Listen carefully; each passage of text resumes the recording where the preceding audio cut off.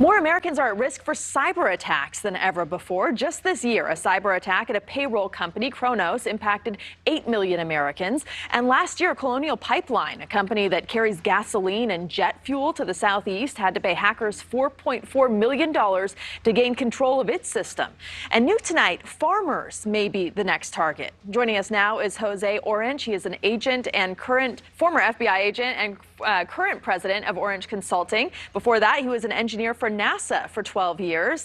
Thanks for joining us today. And people talk about cybersecurity. We hear about it with banks, big corporations. But when it comes to farms, we don't really think about it that much. And modern farming uses a lot of high-tech robotic equipment. How much of a concern is this? Good evening, Rutabe, and thank you for having me. It's a huge concern. A lot of this high-tech equipment that you just discussed obviously increases the efficiency and the convenience of some of the farming processes. However, convenience is sometimes one of the biggest enemies that security has, because this opens up processes and food farming and all these other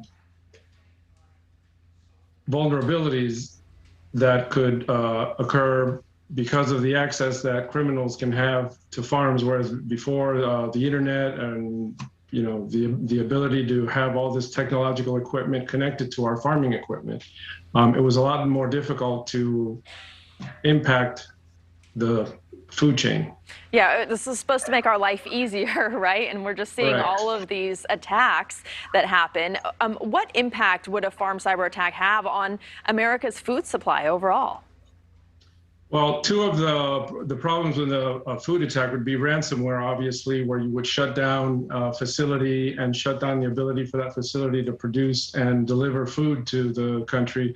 The other one is in intellectual property rights, where competing countries can access the technology that we use for the food processing and growing food, and thus take away some of the market.